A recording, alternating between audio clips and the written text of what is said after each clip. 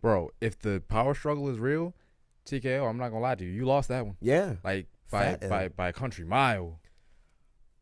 All right. Speaking of night two, let's get into it. Woo! First match, Brock versus Oba. Our review for that is going to be as fast as that match. Great. So our next match, Bro, I lied to you not. My future of WWE was riding on that match. you and I think every other non-MAGA. Yeah. Like I listen. I was explaining the other day. I don't have a searing hatred for the old guard. Mm-hmm. What I want so badly is to be able to tell the kind of stories that y'all can tell 10, 15 years from now. I want to be able to say I was there when this new guy showed up and destroyed what was that. Like the fact that Randy came in when he was young and got the moniker the Legend Killer because he was just going in there and beating the established guys or whatever like that. Mm-hmm. That means that those people who had fans for years were watching their heroes get snuffed out by this new guy. And it feels like I have gotten into wrestling at a time where they don't want to let go of their old guys, and the new people more often than not take L's and get buried or get disregarded or miss the chance to really get catapulted into something. Now, at the same time, I also think we're no longer in that era where you can. I don't think there's any one thing that you can do that will really cement you because people's attention span just isn't long enough. Because even with Gunther, like Gunther retired Cena, and it feels like that heat is gone. Oh, very much. People still don't. I mean, he's still a heel, so people still boo him, but he does. He disappeared. Yeah, and they're kind of like over it. The gimmick itself, they're kind of over. So it's like I just, it not because Oba beating Brock would set him for life because you would have to keep it going, but it's a hell of a place to start. Yeah. And my dream, and you remember my pitch. My pitch was that he would just come out there with Brock on his back and pin him immediately. And while I didn't get that, I really might as well have. Yeah. It wasn't so, we were really hyped in the moment. It technically was not a squash match, as Oba did have to deal with some Brock offense. He got thrown around a number of times, and those number of times seemed to like wind him a little bit. But when he hit him with that F5, and Oba was like, "Okay, cool. Now it's time for a choke slam into the fall from grace," and that was it. It's like, okay, Yeah, the way I read it, you remember that episode of Yu Yu Hakusho during the Dark Tournament after Bakken beats the crap out of unconscious Kurama, and then Yusuke gets in there, and he gets punched, and he flies through the ring, and he gets back in the ring, and he's like smiling or laughing or whatever. Bakken's like, what are you laughing at? And he's like, yeah, I was really worried when I was seeing you punch Kurama, but now that I've actually felt it, you got some soft ass hands, bro. And so like my reading of it was, Oba was reacting to the fact that at the end of the day you are being thrown around, but after like the second one, he was like, all right, I'm good. I can take this. And so when that F5 came, he was all right. He was just like, you're not. I mean, you're as strong as they say you are. It's just that's not very. Yeah, like I'm much stronger. Which is nice because he didn't no sell the F5, but he at least took it. He at least took it with some grace. Yeah, like he hit the ground. He was like, oh, all right, kind of smarts. Got right back up and was like, okay, cool. You had your time to shine. Let's end this. Hit him with the bro. Exactly. And as soon as I said, like, as soon as he hit him with the fall from grace, I think I said it. I was like, the first person who ever kicks out from the fall from grace is gonna get the biggest pop, because one of them and Brock is done. Obi can't lose until 2029, bro. Like he just has to. He got to run through everybody, and then Brock retired. He took off his gloves, took off his boots, walked down the ring, and pieced on out of there. Amazing. So this is kind of what we were alluding to earlier. A lot of people think that this is a fake retirement and that Gunther is going to come out tonight and demand Paul Heyman make Brock come out of retirement so he could be the one to retire Brock Lesnar instead of Obafemi. And if that happens, not only do I want Gunther to lose, I want Gunther to retire because factual. Let's not be goofy. Yeah. Like I said this last night. My days of loving Brock Lesnar are kind of behind me, both for like some real life stuff that is alleged, so that's not entirely fair, but also because I'm just kind of over seeing him throw people around for 6 minutes. I've always just like I made the joke. They were I forget who it was who was like throwing some dukes, and I was like, man, it would be really cool if we got this from Brock Lesnar. Which I was like, it doesn't matter anymore because he's gone now. But also, it would be really nice if we saw him throw a punch. But Brock Lesnar's whole thing is he gets in the ring, he'll suplex you, hit you with an F5 2 times or once, depending on how big you are, and that's kind of game. And so, as a kid, you're just like, wow, this guy throws around the Big Show. He's throwing around John Cena. He's throwing around Randy Orton. He's throwing around Kurt Angle. He's doing all this crazy cool stuff. And then you get older and you're like, hey, I've actually seen what some good wrestlers look like. That sucks. Yeah, the funny thing is, like, when he wrestled, he was a good wrestler. Yeah. And then eventually he was just like, I guess I don't have to. And I guess when you're him, when your superpower is big as fuck, I guess you just don't have to. Yeah. But that's probably why I like Obafemi so much, because not only is his superpower big as fuck, but he also wrestles. Yes. So, yeah. And I was, like, super demoralized after John got squashed at WrestlePalooza. Yeah, me too. So, like you, I was just kind of over Brock. I haven't had to deal with him too much. Yeah. But even in the time that I've been watching, I feel like I've gotten to the point where, like, he shows up and I'm like, I'm over it. Right. So if for nothing else, don't rob Oba of that amazing send-off. Yes. That he beat Brock and retired him. Let him have that. Yes. Agreed. So I don't think that's going to be what the Gunther favor is. Like, if that was originally the plan and Brock said, no, I'm going out on my own terms, hey, that's rewrite the story. Yeah, like, no, facts. It's facts. It's that simple. Whatever you do, don't do that. Exactly. Please, no. But on the bright side, after that match, immediately, one of the best matches of all time. Immediately, I knew night 2 was going to be better. Yes. So you had the absolute car crash, which is every ladder match should be a car crash. If it's not a car crash, you're doing it wrong. The absolute car crash that is the 6-man IC title match. Penta retained. Shout out to Javon Evans. To me, MVP of that match.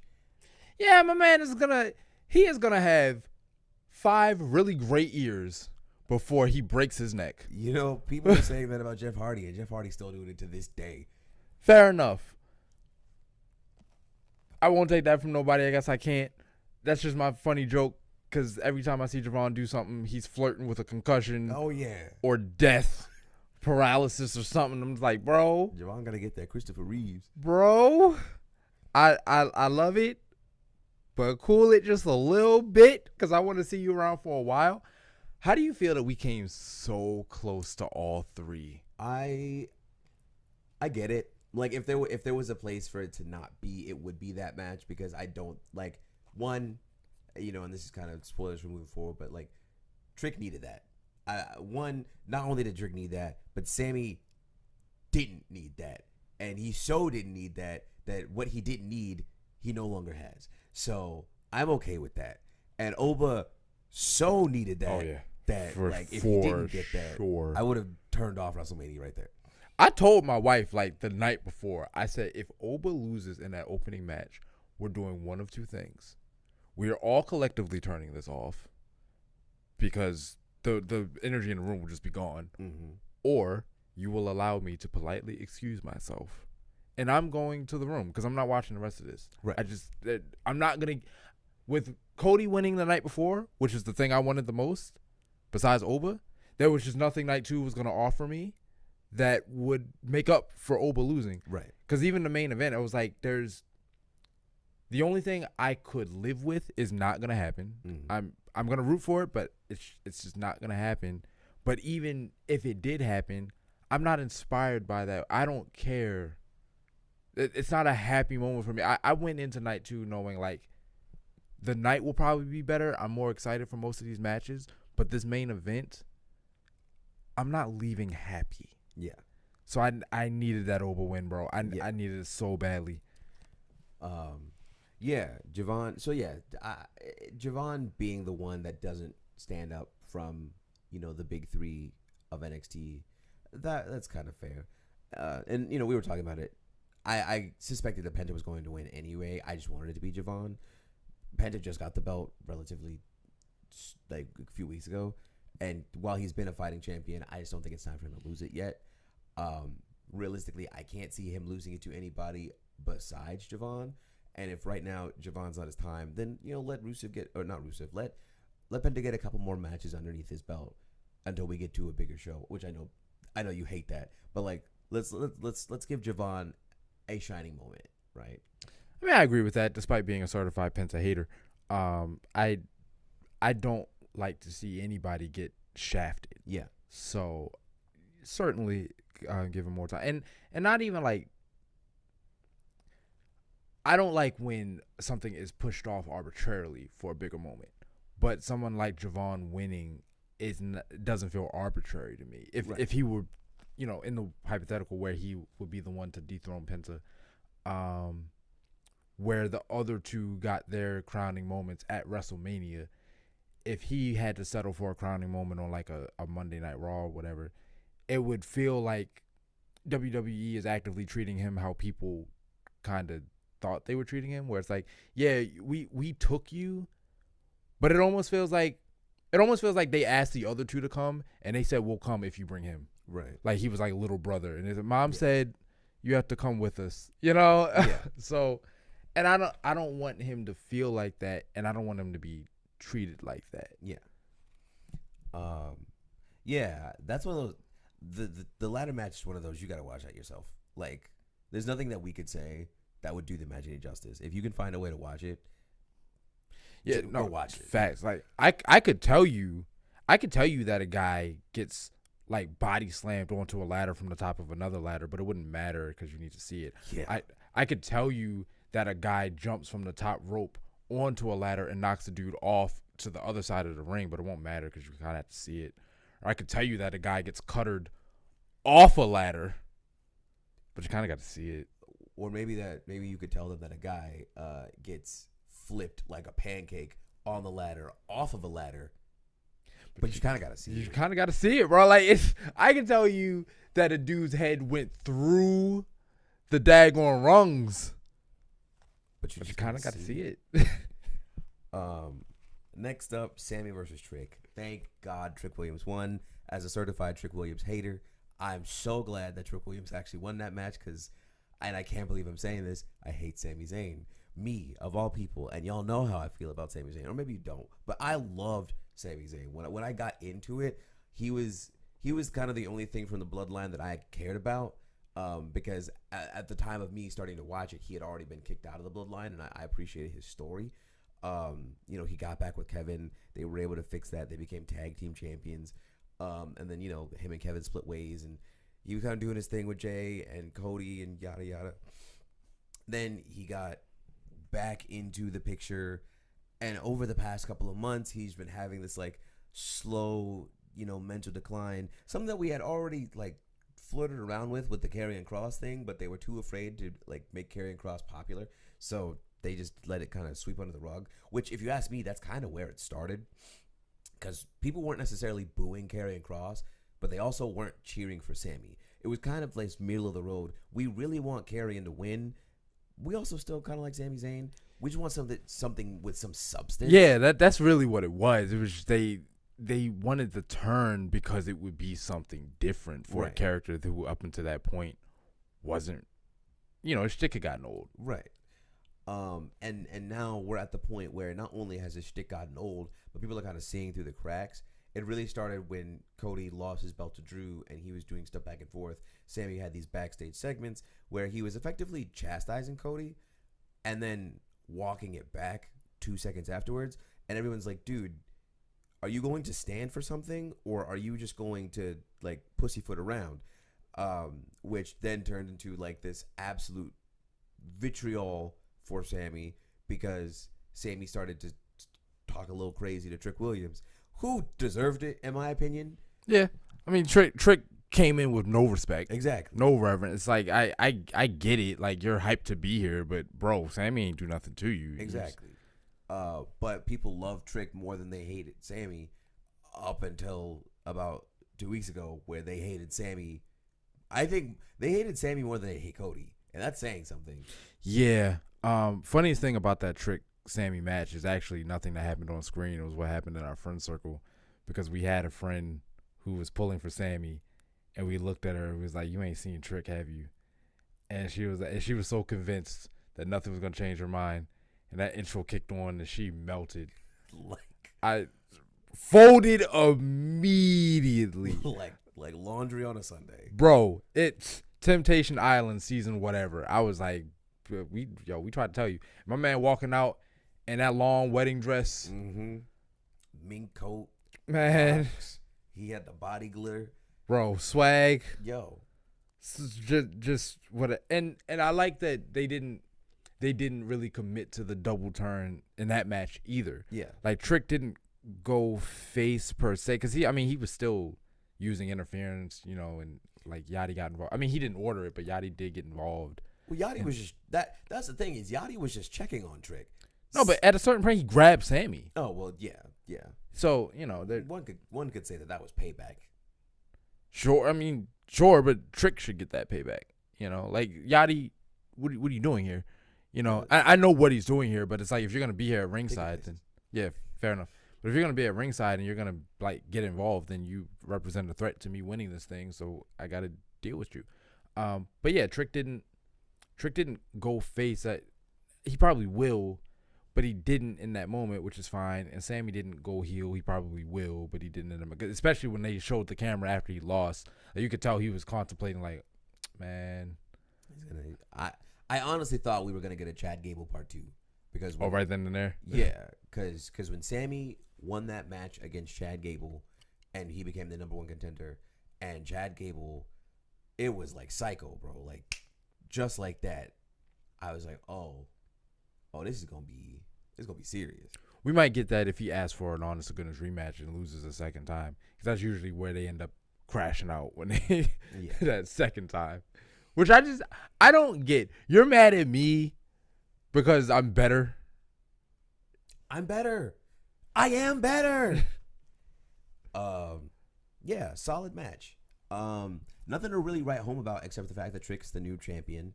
It's nice for the NXT boys to kind of get this shine. All 3 of them debuted at Mania, quite literally the year that they get called up into the main roster. Yeah, that's insane. Yeah, these kids are gonna go places. Now let's just start showing the women's division that same kind of love. Speaking of, what's next? Jade versus Rhea. That's next? Yeah. Wow. No, it's Demon versus Finn. Oh, I'm hearing a lot of that was all right. I don't understand. I loved it. People are upset that the pageantry lasted longer than the match. Shut up. Not you. Yeah. Shut up. Like, everyone that I saw online went into that match saying, if you bring back this demon character and he takes a L, then retire that whole gimmick forever. And he came in here and he made not immediate, but reasonably short work of Dominic. Yes. What y'all mad about? As he should have. That's what I'm saying. Like, Dominic had no business being in the ring with that guy. If we are doing, and I know Finn himself does not like the way WWE does the whole demon thing, because he didn't mean for it to be 2 different personas. It was just supposed to be purely an aesthetic thing. But WWE was like, no, we're gonna make it a whole inner different guy, different identity type thing. Yeah. So I mean, if that's what they did with it, so fine. But that means that this guy is not Finn. I mean, it is Finn, but it's not Finn. And Dominic may be able to fight Finn, and I know people have their problems with that too, because is Finn useless? But regardless, this is where we are. He may be able to fight Finn, but he can't fight this monster. And so I would say as an addendum, I think I don't think he can beat Finn, right? That's what I would say. Because he was able to fight the demon, but he couldn't beat the demon. I also don't think that he can beat Finn. not clean, probably not. Yeah, you're right. But even interesting with the match time, it didn't. I mean, it wasn't a 20-minute classic, but it didn't feel short. I mean, it didn't feel short like Stephanie or Agreed. It felt appropriately timed, and maybe for me, maybe it's the same amount of time. I don't know. I didn't clock it, but maybe for me, the thing that does it for me is that I felt like they got all the appropriate stuff that they needed to get in that match. I mean, like they got their hits off. There were tables and chairs, and they brutalized each other. And Demon kicked out of some appropriate thing. He kicked out on a 1, and he kicked out on a couple of 2s. And Dominic was adequately terrified, and the Demon was adequately brutal. I mean, he beat him by, got him in a chair and turnbuckled, drop kicked him with the chair around his throat, and then coup de grace him through a table, like made mincemeat of that man. So it's like if the appropriate beats are hit in the match, in the storytelling, it doesn't have to take 15 minutes to do that. So, and that's why I was at the beginning when I was saying, like, I don't think it's necessarily the time. I think it's what you do with the time. And that match, they did the right things with the time. Yeah. And sure, and let the intro be long. As if we haven't seen a Demon since 23. Yeah. Let that man have his 5-minute intro. I just wish they'd been dark. Yeah. That'd have been nice. I mean, the problem is, so because they were in a stadium, they had the lights on. Turn them off. Like darken the. You can do that. You know what I mean? Like, just, let's get the right vibe. I'm just a bit surprised that they just. I mean, because last year was outdoors, so why wasn't this year outdoors? Was it not? Okay. Well, it was indoors, but you could see the outside because there were windows around the top. I thought it was the same arena. They built the arena for this year. All right. What's next? Now it's Jade versus Rhea, and I gotta say, of all the women's matches, this is the best one. I gotta say, I didn't say it was gonna be the best one, but I knew that the issue was not gonna be in ring. Yeah, like the idea that because the build was bad, the match was probably gonna be bad.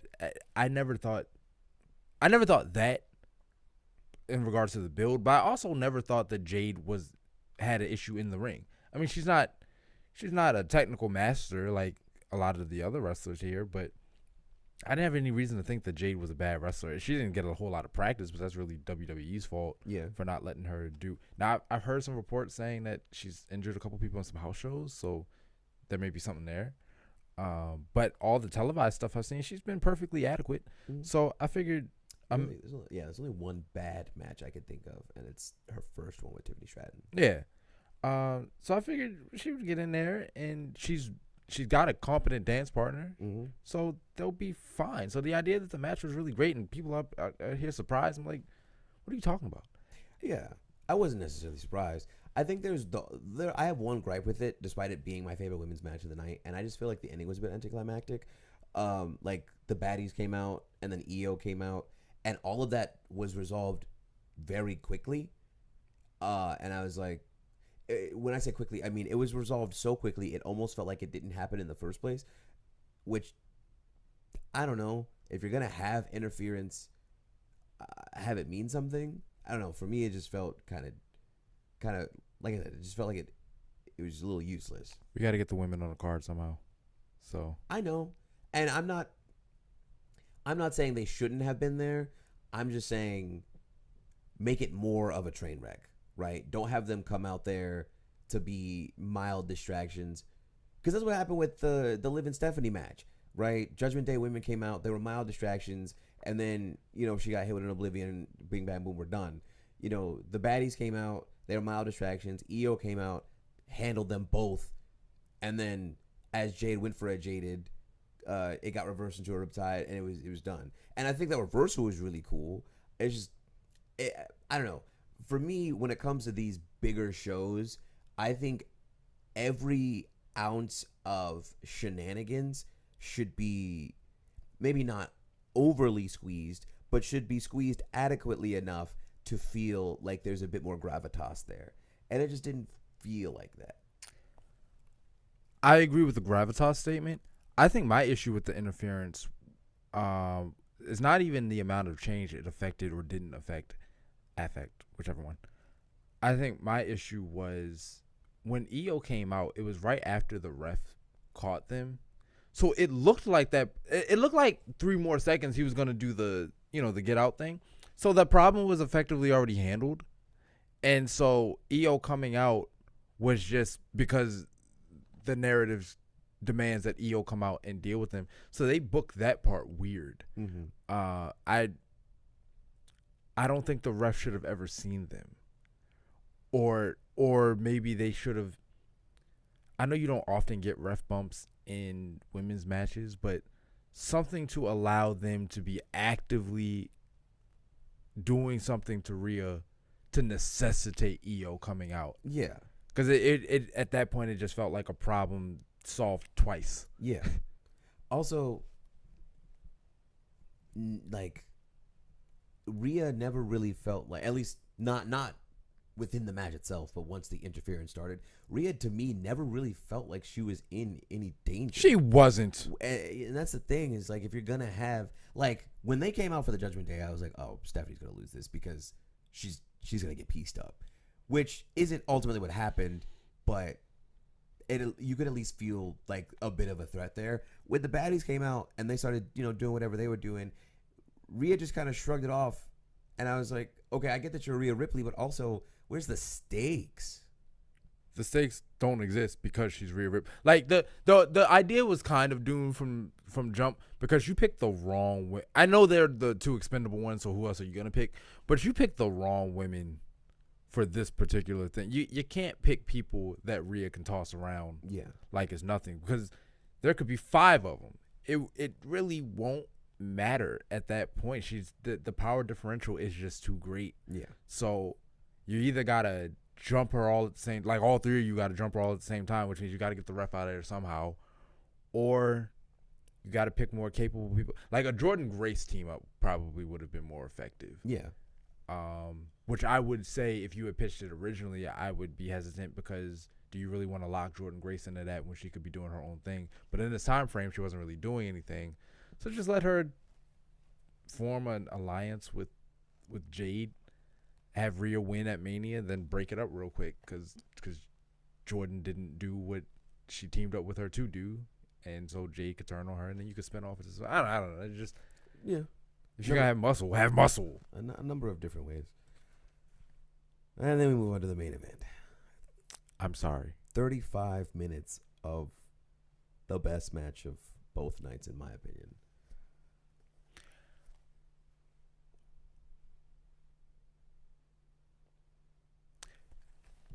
I would here's how I'll qualify it. I would probably agree if I hadn't spent the entire time not knowing it was going to be that.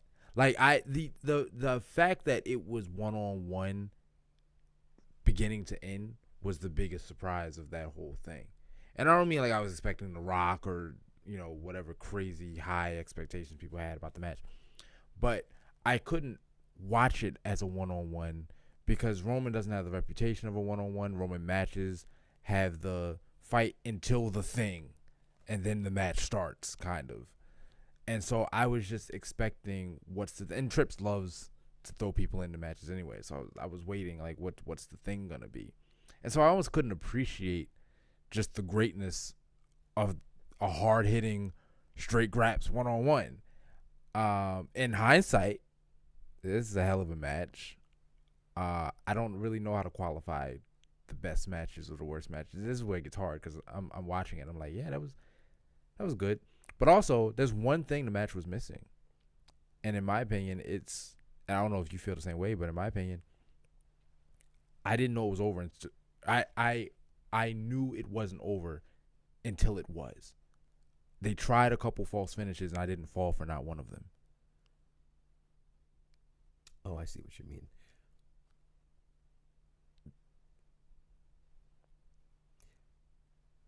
I think you worded that differently than how you meant to.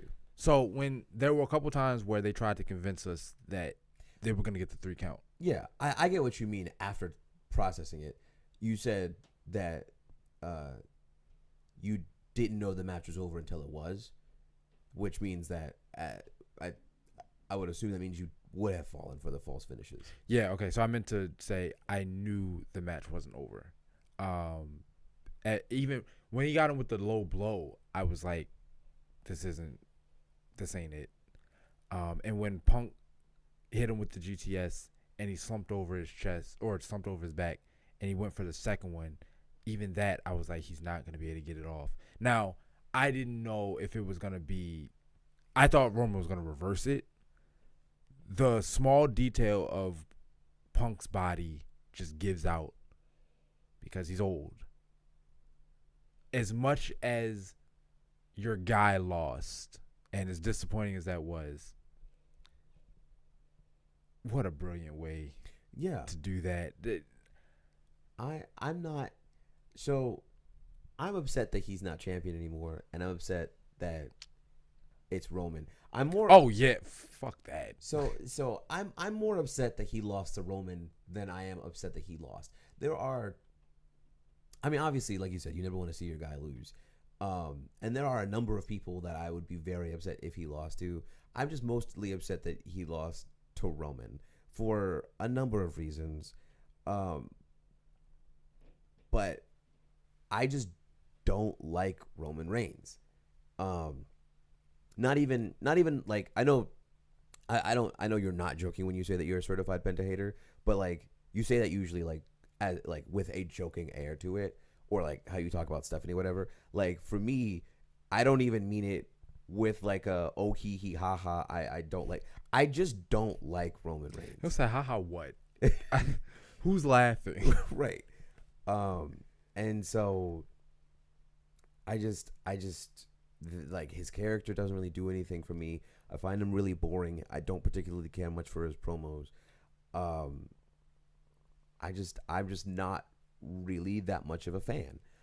Yeah, and leading into the match, the whole idea, like even the press work that Roman was doing, is like, I gave y'all time to find a replacement, everything like that, blah blah blah.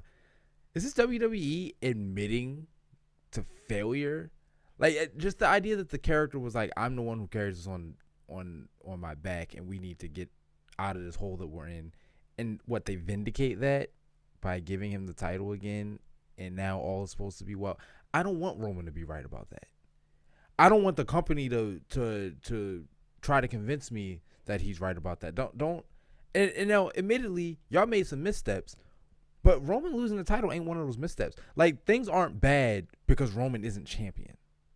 You know, things didn't go bad because Roman wasn't champion. Things started to go bad because the kind of storytelling you were putting in that made that so great, you stopped doing. Mm-hmm. You stopped doing character segments in the back. You stopped having well-defined, nuanced motivations. You stopped doing the quote-unquote unexpected. You know what I mean? Ticket prices went up, something crazy. TKO started getting involved in ways they shouldn't have gotten involved. And that's not all your fault. Storylines would get dropped out of nowhere. You would come up with mysteries with no answers. And the answers you did have were super underwhelming. And then Roman's whole campaign, this entire feud, has been, y'all need the tribal chief back because I can save the business or whatever like that. And CM Punk, you're not what you say you are. I guess he's right. That's what the story is. I don't think he's right, but that's what the story is saying, that he's right. And a match like that, as corny as it would have been, I think you end a match like that shaking hands. Okay, y'all hate each other. Y'all have hated each other. You pushed each other to the absolute limit. Nobody cheated anybody. Y'all left it on the ring. Can you get over it now? You got it out your system, bro. And I get why Roman and Seth can't still, because Roman and Seth have not had an honest to goodness fight yet. They will. Yeah, they probably will. Now, and if it ends definitively, then okay, cool. But all the ones I've seen, it's never been definitive. There's always been a little asterisk there. And with CM Punk, there was always an asterisk there. But y'all walked in there, thought little of the other person. Both of you proved each other wrong in some capacity and each other right in some capacity. Like, Roman really thought he was gonna go in there and make quick work of Punk, and it's like, no. The only reason you think you tower above everybody else is because you have this group of people behind you at all times, and when you don't, it's a really hard-earned victory. And though you did win, so I was wrong about the fact that you can't do it on your own, I was absolutely right about your overinflated sense of self. Like, you have underestimated how hard it is to beat somebody like me by yourself. And CM Punk does have to acknowledge his mortality. Yeah. You know? And that's the thing, right? Where it's like, Punk had him dead to rights, but like you said, after a while, being in your mid 40s does kind of mean something. So I am okay with the fact that Punk lost, because realistically, maybe this was too soon, but we talked about this way back when it happened. Realistically, I was expecting him to lose it to Braun Breaker. And I thought he was going to lose to Braun Breaker that night. Yeah. And I was like, I don't want to. That's one of those things where it's like, you know what? I wouldn't like it, but I'd be okay with it, because Braun, while he's young, he's like very jacked. He's very athletic. He's got it all. And he's young. Yeah. Like, that actually matters in this case. He's young. He's going to kill this guy. Exactly. And when Punk won, I was like, okay, I'll take it, because I didn't want to see Punk win, or I didn't want to see Punk lose. But, with some coworkers, I had to eat a lot of crow for that, because there's like, why is this guy who's pushing 50, if not already there, beating somebody that is in his early 20s? Because in that particular instance, and I like the way they did storytelling, he didn't beat him because he was stronger. He beat him because he was better. Yeah. Like, and that's where the age gave him the advantage. And the problem in a rematch would be that once your guy learns that, now your veteranness is not an advantage, because he has learned as well. Mm-hmm. And now his youth will be the advantage, where his naivety was last time the weakness that's not there anymore. Right. And without that component, you can't beat him. Exactly. So that would have worked fine. I'm not saying it's a mistake that it was Roman or whatever. I guess time will validate for me how I feel about this match. If they let sleeping dogs lie between the two of them, I'll be satisfied. If Roman, you got to tread really carefully. As far as I'm concerned, you got to tread really carefully when it comes to Roman's character, because he's still technically a heel. Like, fuck that, man. He doesn't have to be like, Captain America, good guy or whatever. But I'm over super arrogant. This is my business, Roman. That's what we're gonna get. Then let's go ahead and do what everybody is saying we do, and let's have Oba come out tonight and be like, yo, I want that, and take some because Roman said you're gonna get a full-time tribal chief now all through the summer. So I think it'd be hilarious if Oba's his first challenger and Oba just drops him and takes it. I don't think it's gonna be Oba. I don't think he loses that belt until Seth comes. I think Seth's gonna take care of Gunther. Well, I rather not Gunther. Seth's gonna take care of Breaker, and then he's gonna go for his belt that he never lost and get it from Roman. I really think they're setting up for Roman Roman Seth in the summer. What amazing Raw after Mania would it be if Oba challenged him tonight and just dog walked him?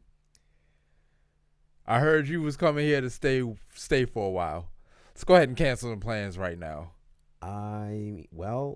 We're 48 minutes behind, so that's WrestleMania, and we're gonna go watch Raw after Mania, and hopefully it's not garbage, because it has been in the past. Not consistently, but we've seen some bad Raw after Manias. Yeah, I think, I go into stuff like that, and I just tell myself, like, whatever the historic precedent or expectation is, maybe just leave that where it is. I'm not expecting it to be bad, but I'm just gonna let myself be. It's a night of Raw, and this is the. I know they say it's the season premiere because Mania is supposed to be the finale, but that doesn't even seem to be Tripp's philosophy. He doesn't treat Mania like the finale for real. Season premiere is not until September. Well, I mean, like the narrative season. I know there's a calendar joint, but a lot of people treat Mania, and it's often been presented as the culmination of everything that's happened through the year. So if that's the conclusion, then I mean that's where the season breaks. Sure. And so the next night is where the next season starts, and that's why people have such high expectations for the Raw after Mania, because like, where are we starting? You know. In some ways, we're starting somewhere because there were some definitive ends to some stories. In some ways, we're continuing because there were some question marks and some leftovers. I don't think Liv and Stephanie are done. No. I hope Roman and Punk are done. Yeah. Let's see. Looking at this card, things that are probably over.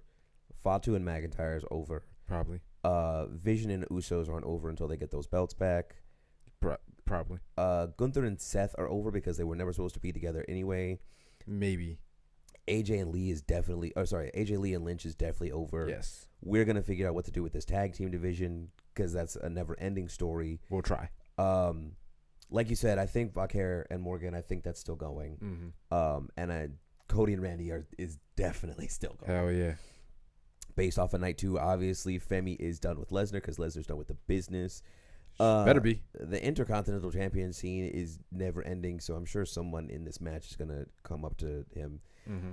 I don't think that Balor is done with Mysterio in that I think that match is done, but he still has to get his reckoning for the Judgment Day. So I think there's still one or two more like micro stories left before, because he's out and he's dealt with Dom. But I think there's still just something left. I hope not, but I would see why. Yeah. I think Jade and Rhea's done. I just think they gotta figure something out. Let's at least call it for now. How Yeah. about that? Like, give Rhea an opportunity to, I don't want to say revitalize the scene because I don't really think it's Jade's fault that it wasn't revitalized. But let's see what Rhea can do outside of just running it back. Yeah. And then maybe Jade can come back to a more established women's division. Yeah. I think Sammy and Trick is done. I do think that Sammy's going to ask for a rematch, absolutely get dog watered, and then Trick is going to move on. I think Trick should just say no. He could do that too. And yeah, I'm pretty sure Punk and Reigns is absolutely finito. Let's hope. Just like us. I'm Hood. I've been the boy. He's been the boy.